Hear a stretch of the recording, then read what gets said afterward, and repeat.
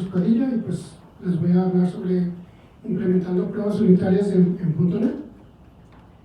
Y bien, pues les platico un poco más acerca de mí. Soy ingeniero en sistemas, egresado del TEC de Culiacán. Tengo un poco más de 9 años de experiencia desarrollando en .NET. He trabajado en diferentes empresas de tecnologías. Mayormente he estado trabajando en backend. Y pues esta es mi primera plática, así que no me traten tan mal.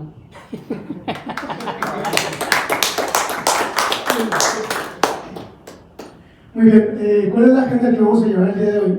Pues es, primero, pues, la introducción, después beneficios, implementar las pruebas unitarias, retos de la curva de aprendizaje, ciclo de pruebas, herramientas y librerías disponibles, ejemplos de buenas prácticas, errores comunes de implementación, conclusiones y preguntas. Entonces, empezamos. Pues primero, ¿qué es una prueba unitaria? Pues es una prueba que valida el comportamiento. Valida el comportamiento específico de un código, de un pedazo de código, ya sea un método, por ejemplo, y bien, su objetivo es asegurar que esta unidad funcione según lo acordado y que pueda funcionar según lo esperado y en diferentes escenarios. Muy bien, beneficios de implementar las pruebas unitarias. Primero, para los desarrolladores, sería ¿qué es la detección temprana de errores? ¿Qué es esta parte? Es cuando estamos desarrollando el software.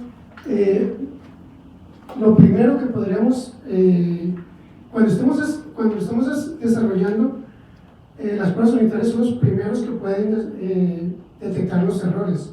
Por lo tanto, eso nos va a ayudar mucho.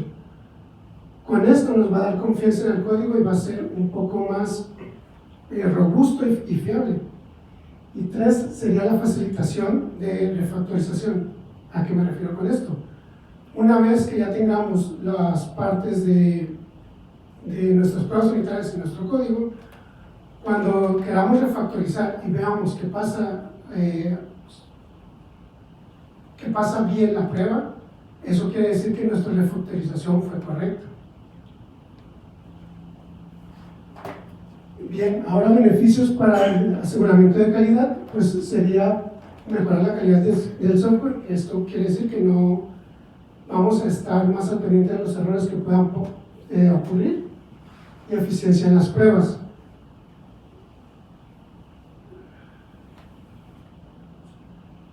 Algunos retos de la curva de aprendizaje serían, primero, para usar pruebas unitarias necesitamos utilizar frameworks o herramientas.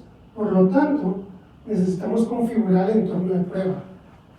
Cada framework o herramienta necesita una configuración especial, por lo tanto es necesario conocerlo. Después, lo lógico es escribir una prueba efectiva. ¿Y a qué le podríamos decir una prueba efectiva? Sería una prueba que realmente estemos probando la funcionalidad del pedazo de código que estamos usando. Manejo de dependencias. Es muy necesario el manejo de dependencias, ya que en las pruebas unitarias no tenemos datos reales. Usamos mocks o stubs, dependiendo de lo que necesitemos. Y cubrir todos los casos de pruebas.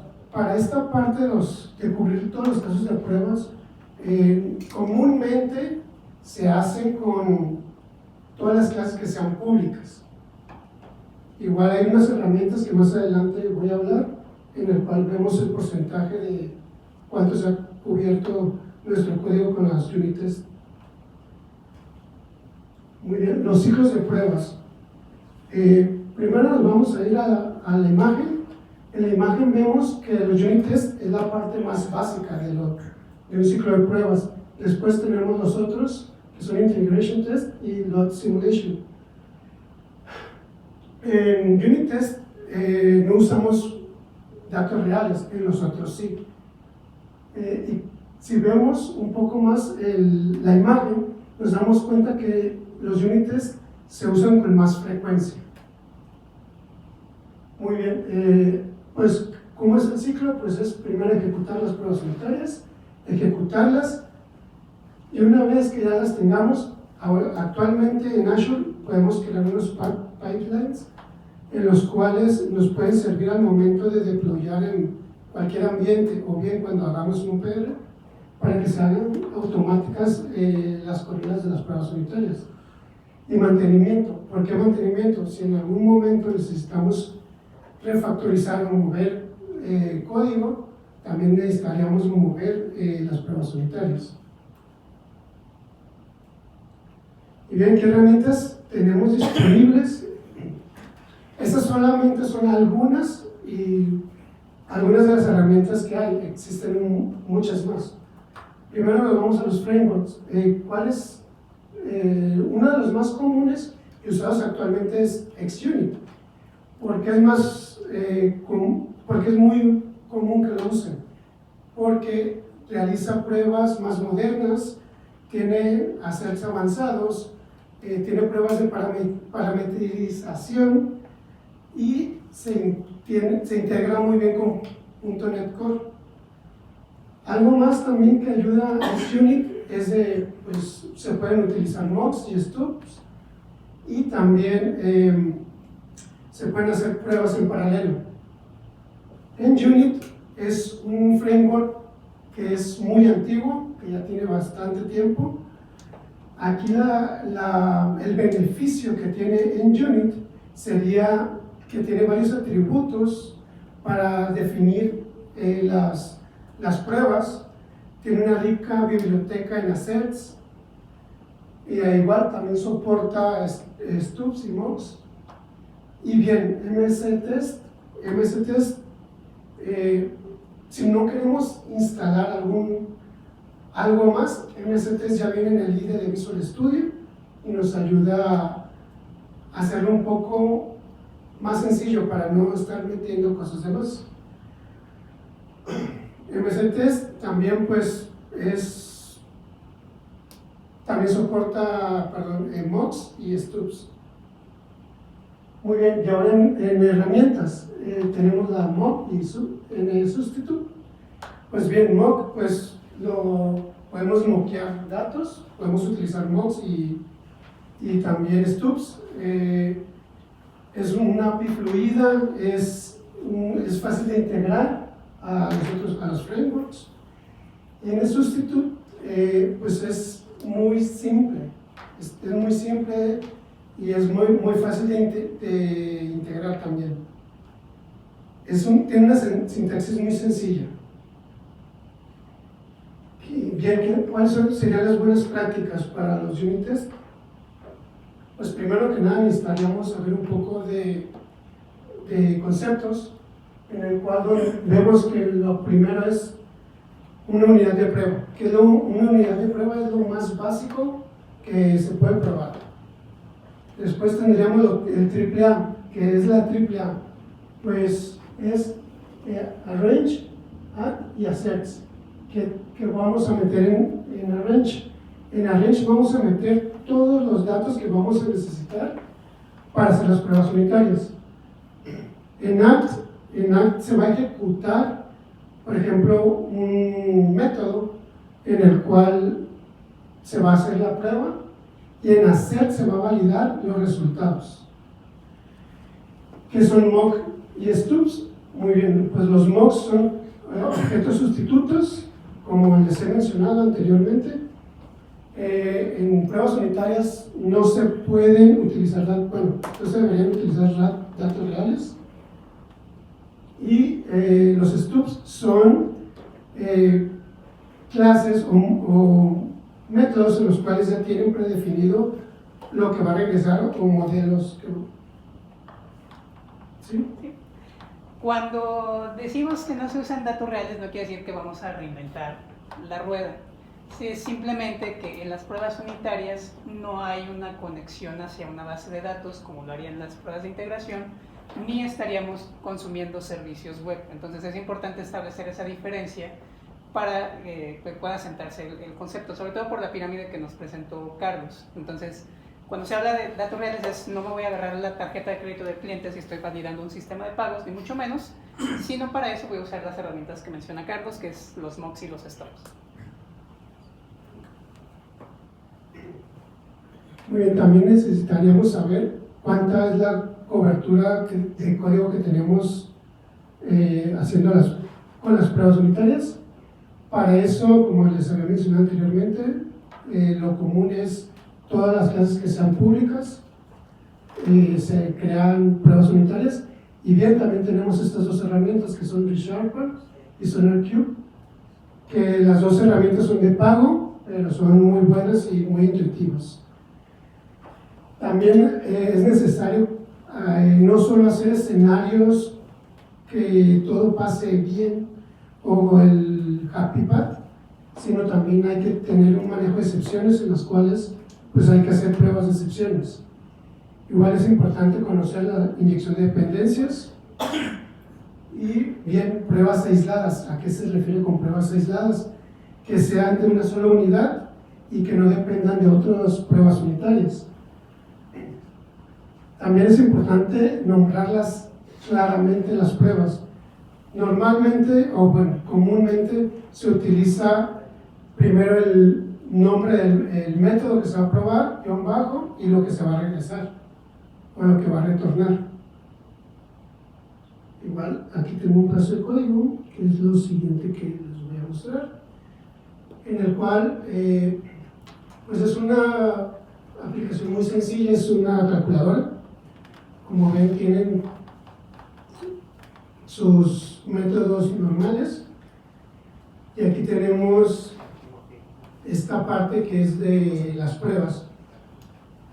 Aquí es importante mencionar la parte que les decía acerca de la configuración. Aquí en este decorator vemos que dice fact. Sabemos que aquí está usando el XUnit, ya que si fuera MS-Test sería test class o test method.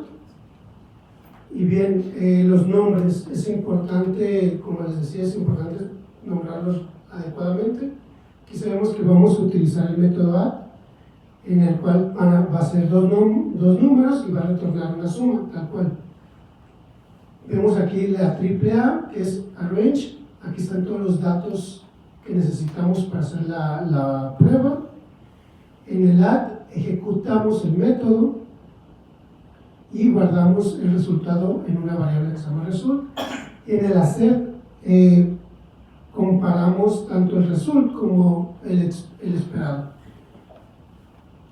Y bien, aquí en esta parte de theory, este decore que dice theory, vemos una prueba en paralelo. ¿Qué quiere decir? Que tiene diferentes datos y se van a ejecutar en paralelo tal cual la prueba. Aquí el hacer sería esta parte, y aquí podría seguir agregando más. Igual, algo así nomás por encimita para mostrarles cómo se crea un mock. Lo comento porque por ser una aplicación tan sencilla, pues no debería ni existir esta interfaz. Pero cuando estamos queriendo acceder a alguna otra dependencia, necesitaríamos algo más, siempre los mock se van a crear en las interfaces, y simplemente se hace el setup y sigue lo mismo que las anteriores.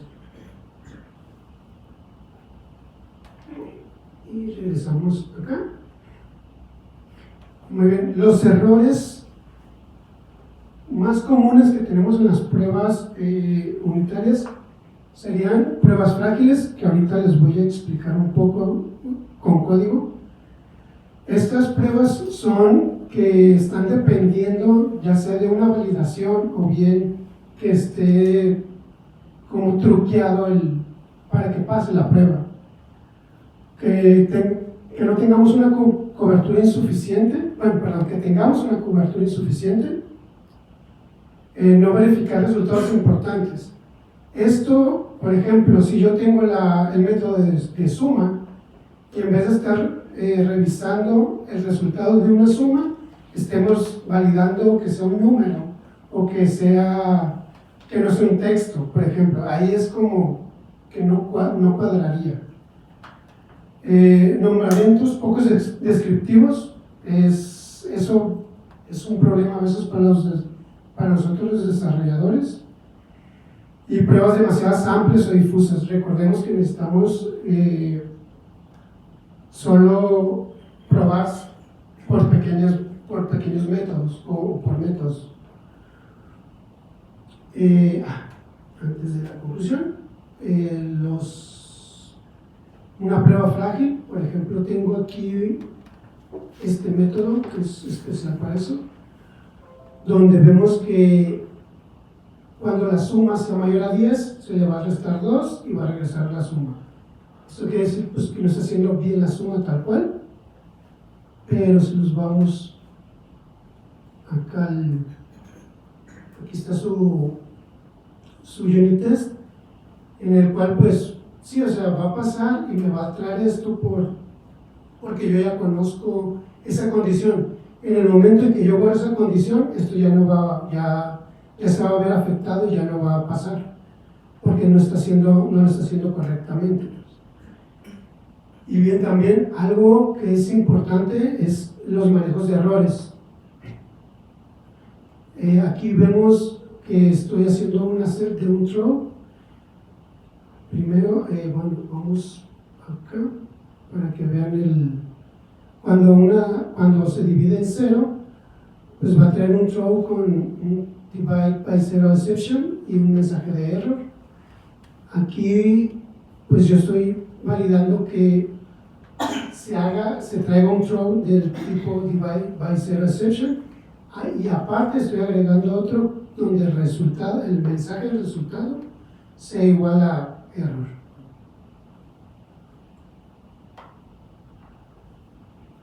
Y bien, en conclusión, pues las unit tests podemos decir que si se hacen correctamente hacen que todo el ecosistema de .NET sea muy integral, que la calidad del software se eleve, que la confianza con el desarrollador,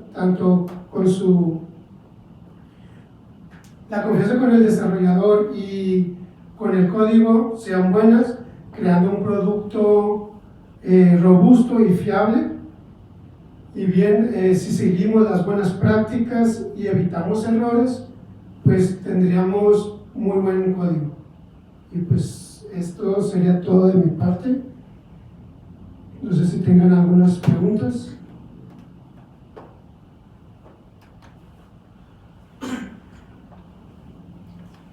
Yo tengo una pregunta. Cuando nombraste estos frameworks para el unit testing, Ajá. dijiste que en unas, no sé, tienen muchos assets como más avanzados. Por ejemplo, ¿cuáles son esos tipos de assets que tiene uno o cuál es la ventaja de usar cierto tipo de framework contra otro? Mira, voy a ir más al código para que veamos un poco más. Por ejemplo, aquí en assets tenemos muchos, o sea, por ejemplo, este es TextUnit. Y nos pueden dar, por ejemplo, si contiene, si una colección, si es distinto, si no contiene, si no hace match, si está vacío, si es fail, si es falso, si es booleano. O sea, nos da una amplia gama de assets para poderlos utilizar. Esto es a lo que me refería, pues, con eso. Las validaciones. Así es. De hecho, de los tres que mencionó, es como el más utilizado hoy en día, principalmente porque la gran mayoría de proyectos actualmente pues ya no son con .NET que solo funciona en Windows, son con .NET Core. Entonces, naturalmente, las implementaciones de pruebas unitarias van a estar fuertemente ligadas a XUnit. Entonces, la versatilidad que te da es que como está suficientemente usado por la comunidad de desarrolladores, pues va a haber suficientes plugins para que tengas más tipos de asserts o cosas más interesantes para lograr ese objetivo. Entonces, no se limita incluso a lo de pruebas unitarias, lo puedes combinar en algunas porciones cuando trabajas con pruebas de integración. Aquí el punto es, como todo lo que hay en tecnología, pues va a depender mucho del ambiente en donde esté tu proyecto. Si estás en un proyecto legacy, probablemente va a ser más complicado que tú hagas el cero para poder usar XUnit. Pero si ya estás en un proyecto que está en .NET Core o que está migrándose, pues va a ser más sencillo. Sobre todo también por la complejidad que puede tener un proyecto. Digo, ahorita a lo mejor los ejemplos pues son para llevarnos una idea de cómo son, si a lo mejor ya las hemos hecho o algo pudimos haber aprendido. Pero yo creo que la parte más desafiante, tomando en cuenta que no tenemos datos reales, es cuando interactuamos con bases de datos o con servicios. Porque básicamente el concepto de nodes o stops es precisamente emular un comportamiento o una respuesta que tú vas a esperar. Entonces, a diferencia de las pruebas de integración de la pirámide que mostró Carlos, la prueba unitaria simplemente es para que tú garantices y tengas certeza que como método algo va a funcionar en las condiciones donde tú sabes que debe dar una respuesta correcta o debe dar una respuesta incorrecta. Entonces tú haces el cero a través de los mocks para que eso suceda. Ya cuando tienes pruebas de integración, entonces nos metemos a otro tipo de problemas. Pero sí, de esas tres que presentó, XUnit es la que más vale la pena para aprender. Pero pudieras usar cualquiera de los frameworks, ¿no? Más bien Sí. es como que XUnit, o sea, ahorita como lo que dijiste, a lo mejor ya tiene assets más elaborados, Exacto. pero pudieras resolverlo también con Con MST. XUnit, Claro. MST, De hecho, en Unit su sintaxis es un poquito más fácil, ¿no? Pero tiene algunas debilidades ya. Sí, o sea, y Claro. también la complejidad del proyecto es la que te va a dictar cuál herramienta. O sea, si es algo básico, pues MST y vamos, ¿no? Con eso, sí, sí. ¿Para qué reinventamos la rueda? Así es. Bueno, yo quisiera preguntarte respecto a la parte del coverage, bueno, la cobertura que le hace el código por parte de las pruebas sanitarias. ¿Utilizas alguna herramienta para medir ese coverage, no? Como Sí. que el que viene con Visual Studio o el que viene en algún plugin que pueda checar ese coverage. ¿Qué tanta importancia consideras tú que debemos darle al coverage? Porque, por ejemplo, me ha tocado trabajar con algunos proyectos en los que tenemos pruebas y yo digo, ¿por qué probamos esto? O sea, eso es algo muy sencillo que a lo mejor podemos emitir, pero me dicen que es porque tenemos que aumentar el coverage. O sea, ¿qué tanta importancia considerarías que es hacer pruebas unitarias para procesos, por así decirlo, tan burdos, solamente con el propósito de aumentar el coverage? Mira, en mi experiencia, normalmente el coverage, lo que a mí me han dicho es dependiendo del cliente o el proyecto en donde está. Es como sabes que necesitamos cubrir este porcentaje de unit testing.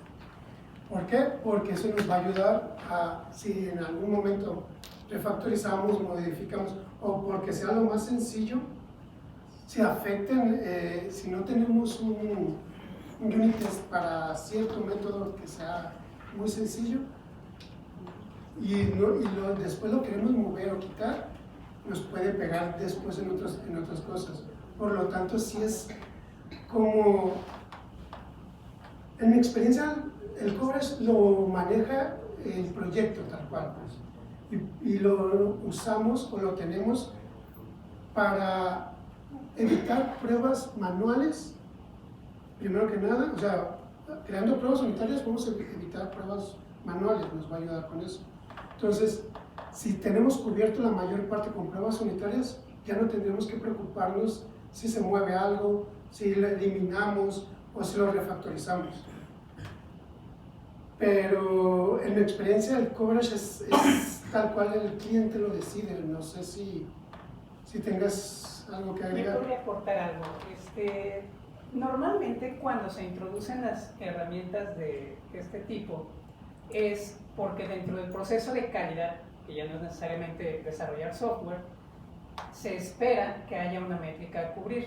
Entonces, naturalmente, la primera dependencia que tenemos es que los métodos que podemos hacerles pruebas unitarias son aquellos que sean públicos. Si tenemos algo privado, algo estático o cualquier otro decorador de acceso, pues ya nos metemos en otro tipo de problemas. Entonces, a nosotros como desarrolladores lo que tendríamos que garantizar es que esa métrica se cumpla en función de lo que la base del código está. ¿Por qué? Porque la realidad es, en la mayoría de los proyectos, uno no llega a hacer pruebas unitarias desde cero. En el mejor de los escenarios te toca empezar el proyecto, pero en 90, por poner el número, en el 90% de los casos llegas y el proyecto pues ya va avanzado, o llegas y a los 2 sprints ya hay que liberar, o ya otro tipo de tragedias, ¿no? Pero específicamente hablando de la métrica como tal, es algo que tiene que ver más con el QA Manager. A ti como developer es, pues a mí me toca cubrir las pruebas unitarias de la funcionalidad que estoy metiendo y tan. El QA Manager, que ya es un proceso con el que nosotros colaboramos, es quien va a determinar cuál es la métrica en función de qué tipo de funcionalidad estamos utilizando, cuáles son las rutas críticas que tenga el sistema, o bien meramente, ¿sabes qué? Pues en esta empresa nosotros tenemos el 95% de cobertura y hazle como puedas. Entonces, sí, eso va a depender mucho del contexto en el cual esté desenvolviéndose el proyecto y pocas veces tenemos margen de acción. Como hay que tomarlo es como eso, o sea, es una métrica para medir. Lo que no se mide, pues no se puede mejorar. A veces la métrica tiene sentido, a veces simplemente alguien se puso necio. Entonces, esa es la cuestión, pues. Isma, ¿puedo enseguida para dar continuación a lo que nos acaba de brindar César? Yo recomendaría pelear por implementar esas pruebas unitarias. ¿Por qué? Porque, a mi punto de vista, a mi percepción, sí son bien necesarias, la verdad. ¿Por qué? Porque con mi corta experiencia, siempre va a haber el escenario donde un proyecto que ya es longevo, llegan, le mueven a algo y luego sucede algo que no se esperaba. Entonces, las pruebas unitarias en conjunto con los CI/CD pipelines nos permiten regresar un poquito al término del fail fast, que es lo más pronto posible que te puedas enterar que algo va a fallar, mejor, definitivamente. ¿Por qué? Porque se refleja en tema de costos, en tema de administración de equipo y en tema de entrega de deliverables, pues. Entonces, al final termina pegando en varias cosas, y por eso yo sí recomendaría ser esa personita que sí lucha porque sí simplemente. Yo quisiera agregar una nota más. No sé si van a hacer preguntas o quieren. Yo un comentario. Ok, quisiera nada más compartirles desde una perspectiva arquitectura, ¿no? ¿Qué significan las pruebas unitarias? Creo que aquí nos están mostrando posturas de pruebas unitarias vistas muy del desarrollador, donde incluso se le otorga pues ese privilegio al QA Manager de decidir cuánto, ¿no? Pero yo lo que sí quisiera comentarles es de que hay una métrica conocida que se considera sana, entre comillas, que es el 80%, ¿vale? El 80% es, digamos, el mínimo a cubrir, y de ahí para adelante ya es lujo, ¿no? ¿Por qué les digo esto? Porque las pruebas unitarias al final de cuentas no son un silver bullet, sobre todo si no se saben implementar. ¿Por qué les digo esto? Porque ustedes, el coverage del 80% que estamos cubriendo son líneas de código, ¿sale? Entonces, si tenemos 100 líneas de código y lo que alcanzamos a cubrir nosotros son 80, y en esas 100 líneas de código tenemos 3 métodos y solamente implementamos 3 unit tests, muy probablemente los estamos implementando mal, ¿sale? Porque estamos implementando solamente 3 pruebas, cuando nuestras pruebas unitarias se tienen que basar mucho en requerimientos funcionales, ¿sale? Entonces quiere decir que cuando ustedes estén trabajando en un requerimiento funcional, que eso quiere decir una tarea en Jira o cualquier sistema que estén utilizando ustedes, la realidad es de que la buena práctica es de que cada uno de esas pruebas funcionales, de esos requerimientos funcionales que le estén haciendo check a esas tareas, cada unit test vaya a cubrir cada uno de esos requerimientos. Y eso va a garantizar que cuando ustedes hagan deploy y se haga precisamente que se corra las pruebas unitarias, a ustedes les va a decir, si ustedes hicieron un cambio en un método que ya existe y están rompiendo una de esas reglas, lo van a saber de inmediato. O sea, no va a haber necesidad de que venga un tester a volverlo a probar, hacer una prueba de regresión manual para decirnos nuevamente que eso está fallando, ¿no? O sea, lo vamos a encontrar de inmediato. Entonces, por eso es muy sano sí, implementarlo, pero hay que saber cómo implementarlo. O sea, no hay que implementarlo solo por implementarlo, porque si no, no nos va a dar buenos resultados. Se puede decir que sí está cubierto, pero no los escenarios, ¿estás de acuerdo? Exacto. ¿Sale? Pues, perdón, no lo Yo un comentario rápidamente. Respecto a lo que menciona de la cobertura, sí depende de cada proyecto, inclusive de la empresa y demás, pero por ejemplo herramientas, por ejemplo SonarQube sí te dice, nosotros como herramienta te recomendamos que el mínimo sea 80. Tú puedes poner tus métricas a como tú gustes, ¿no? 70, 90, etc. Pero lo que ellos recomiendan sí es un porcentaje, que si mal no recuerdo, es el 80, ¿no? Y el otro comentario es, también depende de cada proyecto. Es muy cierto lo que menciona Carlos, porque por ejemplo, si tú tienes un proyecto, un cliente, y nunca va a sufrir ningún cambio ese proyecto, digo, siempre es recomendable usar pruebas unitarias, ¿no? Pero ahí el enfoque ya es diferente, porque uno de los objetivos de las pruebas unitarias es que después de los cambios vuelvas a correr y los cambios que haga el siguiente desarrollador, y estoy hablando de proyectos inclusive de años, detonen en un error. Entonces, si es un proyecto que nomás lo entregas y nunca va a sufrir cambios, ya es tu perspectiva diferente, ¿no? Por eso depende cada proyecto.